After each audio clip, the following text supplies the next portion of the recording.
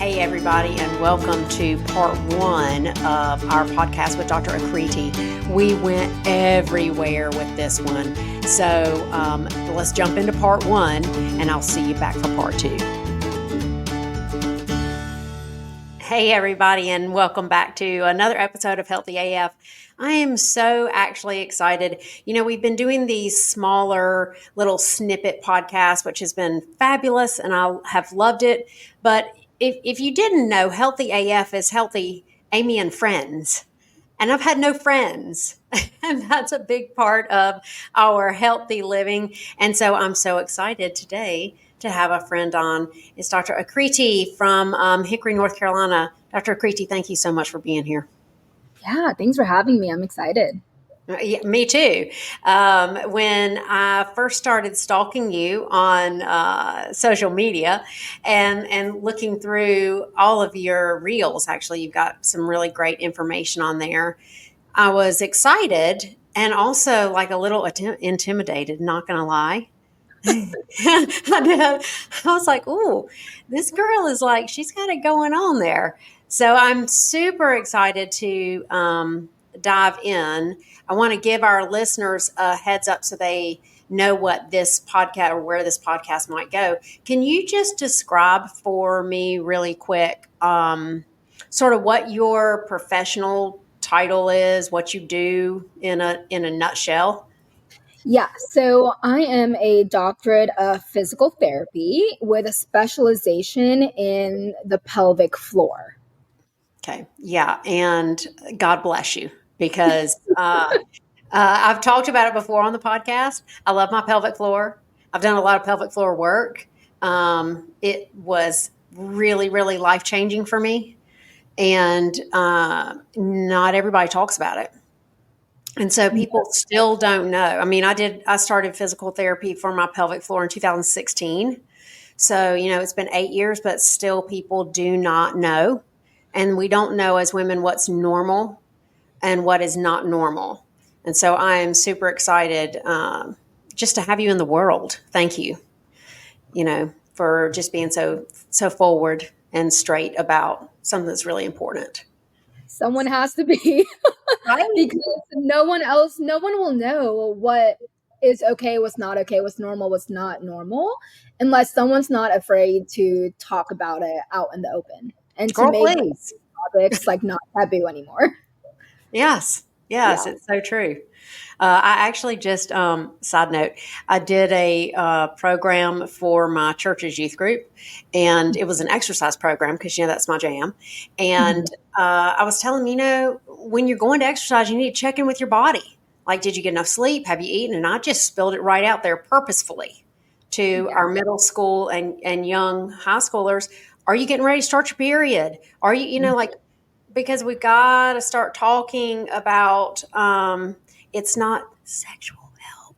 It's our sexual health, and it's important, you know. And then you got all the urinary and all the hip and all the low back and all the, you know, that kind of function too. So before I get ahead, because I really am so excited to have you here. I'm just going to ask you, tell us your story, Brene Brown style. Okay. All right. So my story can go many different directions, but basically what brought me here is I am an immigrant from India. I grew up in Cary, North Carolina, and I had my whole health journey myself with chronic pain, low back pain, anxiety, mental health struggles, all of that. And I found movement and fitness and moving my body as a way of healing. And that's what got me into looking into physical therapy as a profession, because I loved the chronic pain aspect of pelvic health and physical therapy, actually physical therapy before pelvic health.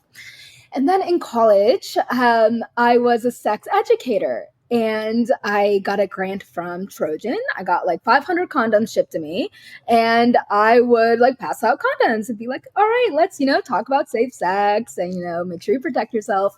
And I told that story in a PT school interview, and they were like, have you heard of pelvic health and women's health? I don't love the term women's health because everyone has a pelvis. So I like to say pelvic health instead. And I was like, no, tell me more. And as I started learning about this, everything like clicked and fell into place. I was like, oh, it makes sense. Like what I was learning made sense. Like it was a missing piece in my life because I harbored a lot of anger, resentment, and just like rage about how women were treated in our society, in our culture, and in our world. And it just made me so mad, but I didn't have an outlet. And then I found pelvic health, and I'm like, oh, so we don't need to suffer. We don't need to be in pain all our lives. We don't need to pee our pants. Pregnancy and birthing and postpartum can be actually a wonderful experience if you know how to work with the body. And I basically channeled my rage into education and becoming into this and coming into this profession. And I love it. I love it. Yeah. Oh, wow. That's just so much. Okay, let me I don't even know where to start. I feel like I'm a kid, like, tell me more. So you went from sexual health educator, which is great, Mm-hmm. and then right into women's health, pelvic health, Yeah. women's health, and really discovered where you had that. I wonder, I'm just thinking about rage and anger Yeah. and how it can really, I just heard this past week that when we listen to it, it can push us into some new discoveries about what is not okay with us. Usually Mm-hmm. there's a spot in our lives that something is not okay, and we haven't taken care of that. We're tolerating it. So tell me, what about, um, how do I want to say this? What about pelvic health and our societies is not okay with you? Oh man, everything. Okay. Oh, I could go on a tangent on that topic. It's how we shame women's bodies when we have a pregnancy, when we give birth, when we're postpartum. It's how we gaslight women's pain. Like, oh, like it's just your period. Oh, you're just pregnant. Like, oh, you just gave birth. You're supposed to not feel okay. You're supposed to be in pain. So, oh, like you're in pain. Of course, it's not like something life threatening or like endometriosis. It's just, you're supposed to have pain on your cycles. Like, no, 1 in 10 women or, excuse me, people with a pelvis have endometriosis. Like, that is Mm, intense severe pain. And it's not something that's normal. So I think it's all the things we normalize about what women go through that makes me so mad.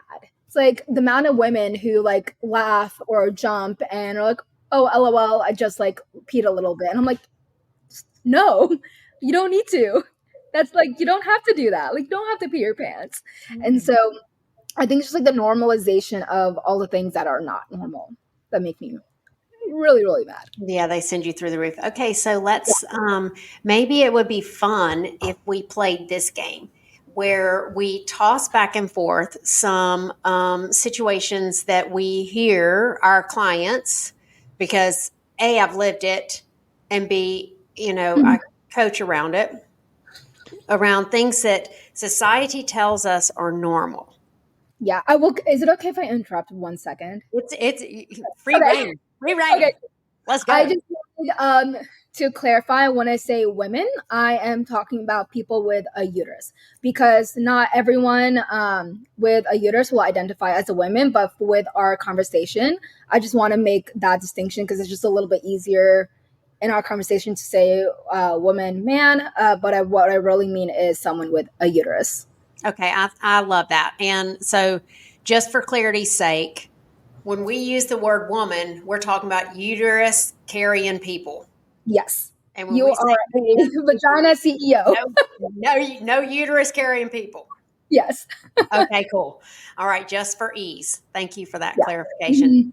Mhm. Okay, so Yeah, we'll say, can I go first? Because you're going to know more than I will. You Of might have to course. do two for each of my one. Okay, so I'll just start with like, yeah, it's normal to dribble a little bit when I laugh, sneeze, or jump.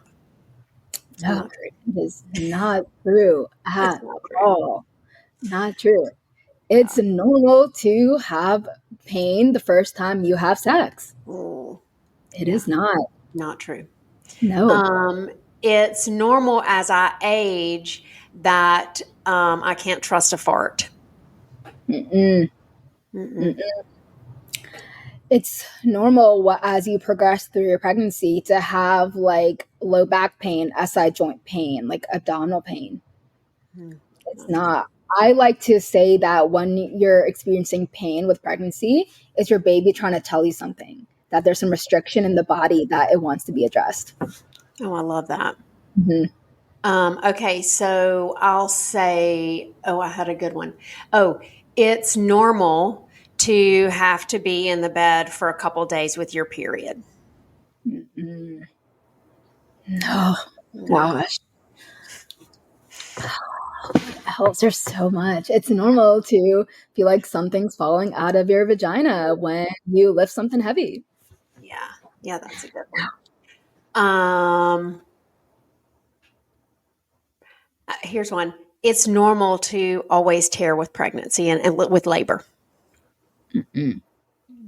Nope, nope, nope. Let's see.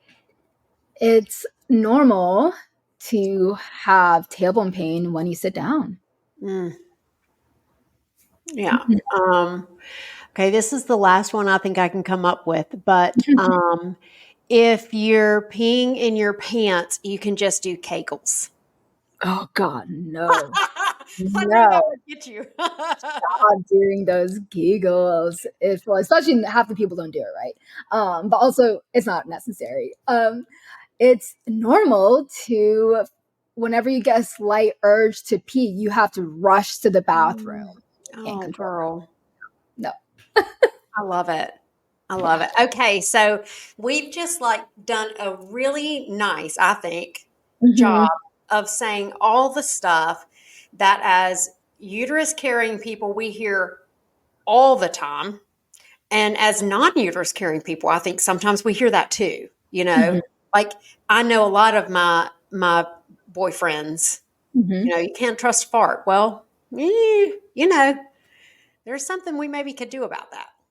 Yeah, yeah. I got really excited when when I went to one of my guy friend's house and he had a squatty potty. I was like, Oh, I'm yeah. so proud of you. Yes.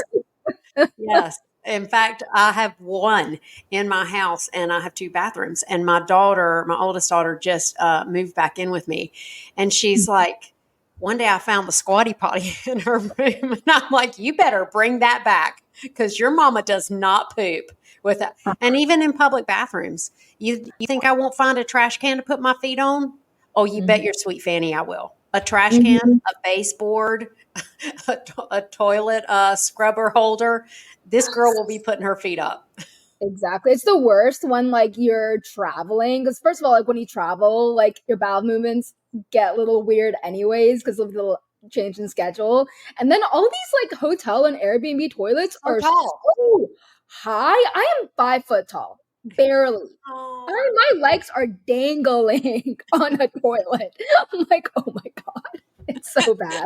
I love that. I'm 5'4", and I've noticed that the potties are tall. Like if everything just kind of got bigger. If you go into a house with original fixtures built in like '58, it's perfect for a person my size, Yeah, right? mine's 59, how 1959, and the toilets are almost just right. Yes, almost, almost. Okay, I love that. So, out of all those things that we listed that are common misconceptions, what are maybe the top two or three that you cannot leave this podcast without us talking about, bringing awareness to, talking about treatments Mhm. for, diagnostic stuff? Where do you want to go? Pick three. Yeah, so the most common that I hear, like that almost every single one of my clients have, is definitely their urinary urgency. Like having to go to the bathroom like all the time. And then another one is just like peeing your pants a little bit with like exercise or with like cough, sneeze, like jump, laugh. And then the third thing is pain with sex. Mm. Yeah, those are the biggest thing. I also like to preface that like I do treat all genders and all ages, even though we're kind of talking about a specific population right now, because I'll see children who have bedwetting issues or constipation. I'll see men who like, people with penises who like have had a prostatectomy and they're peeing their pants, or they're having like a lot of like urinary issues, and they'll be young and have testicular penile pain. So I do like to say like pelvic health is very all inclusive, I but love even though that. I never specific. thought about clearly there's a reason why I've never thought about testicular pain. I never thought about that. I actually have a lot of clients who struggle with penile and testicular pain. Really? Now, Mm-hmm. okay, so I'm just going to jump over there. Yeah. Uh, okay, because that's so shocking to me. Mm-hmm. Like, I've never even thought about that. What are the common causes for testicular and penile pain? Yeah, so one of the things is like I see often is like, hey, maybe you had like a fall, like an injury, right? Falling, playing sports, or falling off a ladder. And there may have been some like compression, something happening because there's a lot of blood vessels, nerves, fascia like in that area. And like nerves that like innervate the penile, base of the penis and testicles, all of that. And so that can happen.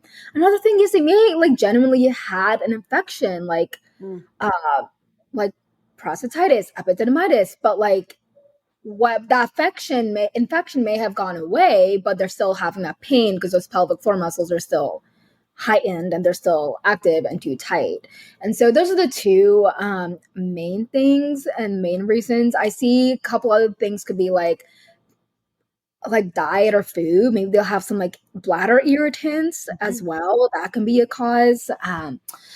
Chronic low back pain can definitely spread into the pelvic floor area because a lot of people who have low back pain also have some sort of pelvic floor dysfunction involved with it.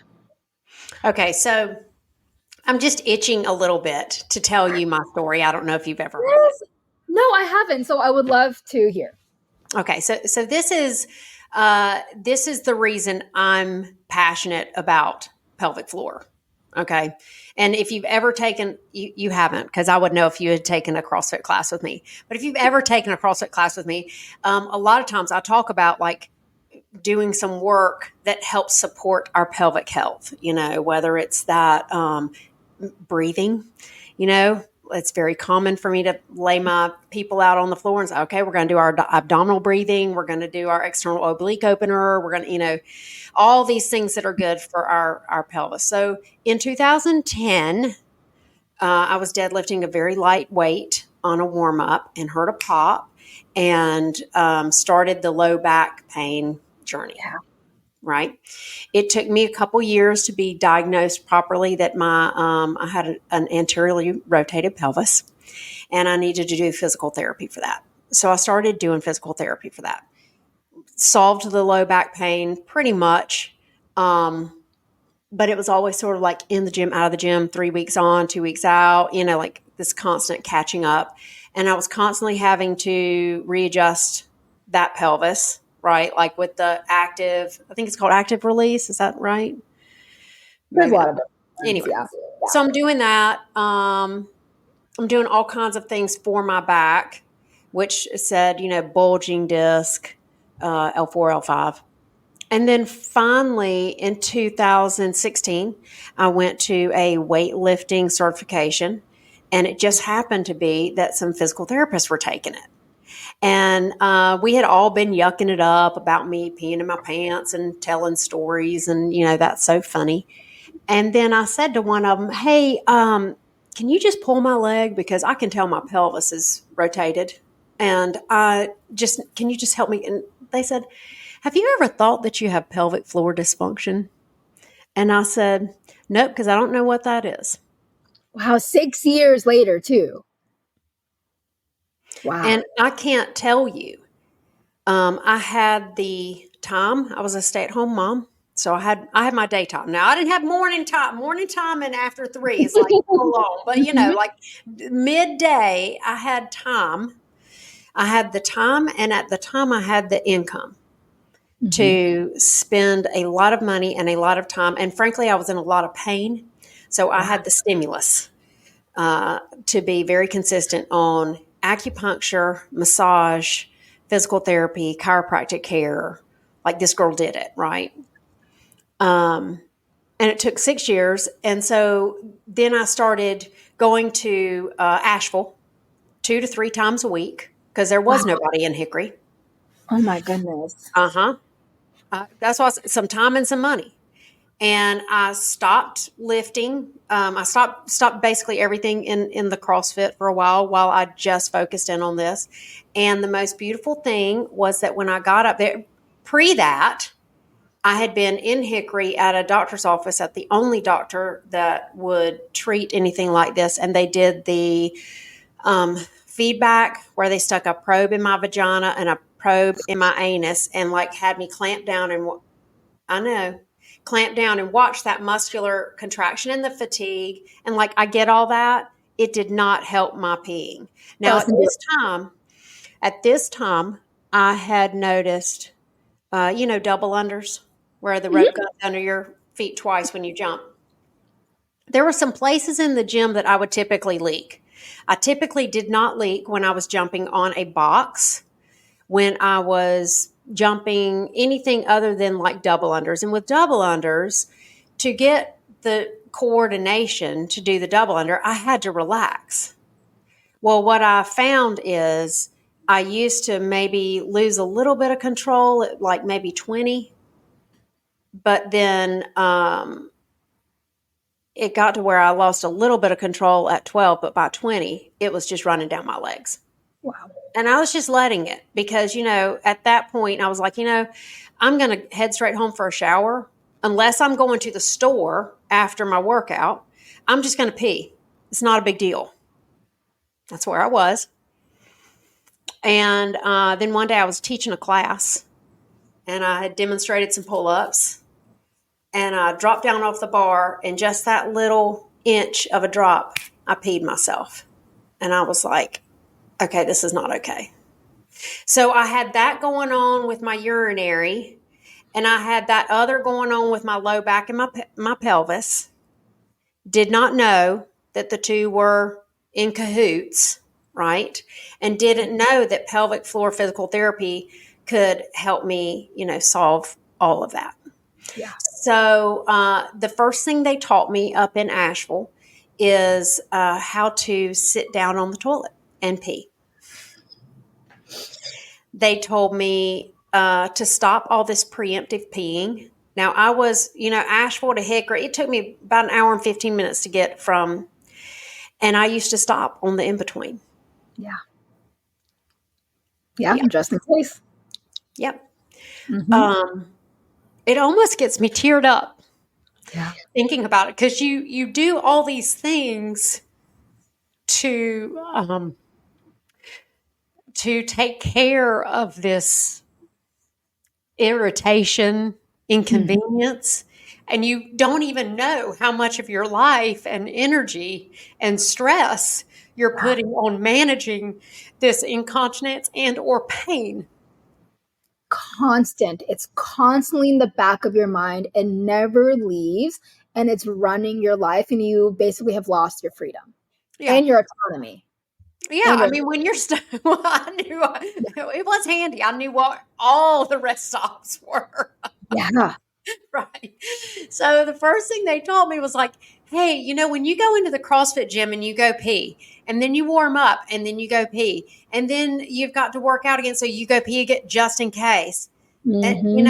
they're like, no, you're teaching your bladder never to hold anything. You're never practicing. And when they actually told me, I should be peeing for a certain amount of time to start timing my pees. Wow. Life changing. When they taught me how to sit on the potty and how to relax. And I'll tell you what, this is one that always amazes me. She said, Okay, at the end of your pee, just give yourself a big ah. And every time I do that, I have a little more come out.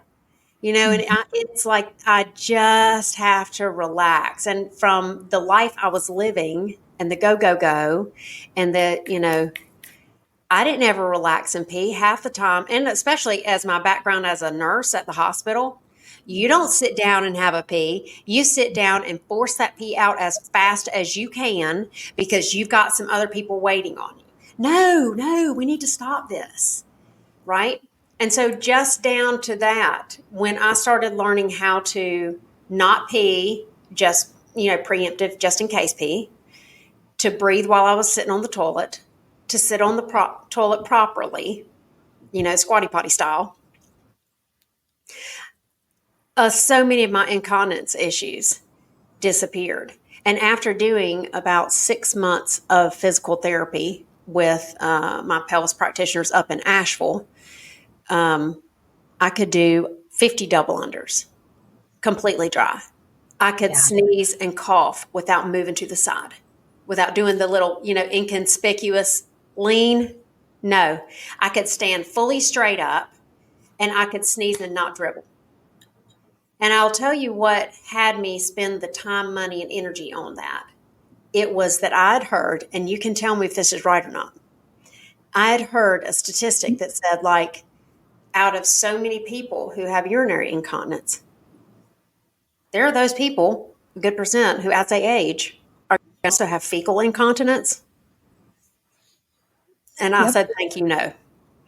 I will be working on this at 45 so that at 75, I'm not farting myself and having an accident, because nobody wants that. And it is not normal.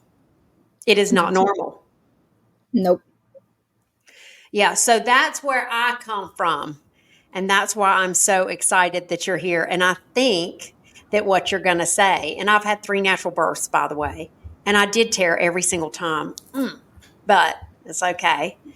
And I think that what you're going to say is that my story is a common story that you hear all the time. Almost every single one of my clients. 100%. And I really appreciate you like being vulnerable and sharing that story, because the more times like people like you will share their story, someone else will hear that and think, oh, I don't have to live like this, right? It takes all of us sharing our story so other people can learn and hear and know they're not alone. Because every single one of my clients who have such a similar story as you, they think they're crazy. They do. They think I must be the only one dealing with this. I'm so embarrassed. I can't believe I'm even like sharing this. And I have to tell them, you are not alone. Hold on. So much information. We decided to cut this podcast in 2 because I don't want to fire hose you. This is such good stuff Dr. Aakriti is giving us. So join in for part 2. Like, subscribe, share. Subscribing really helps the show. Give yourself some grace, and we'll see you on part 2 talking about pelvic health with Dr. Aakriti. Thank you so much for listening to this episode of the Healthy AF podcast. I hope that it has helped you create a new possibility for your health and sets you into action to go get it. If you want more information or if you want to connect with me, visit my website at myhealthylife.coach. And don't forget to hit the subscribe button so that each new Healthy AF episode will be sent directly to you. Let's take you from where you are to where you want to go.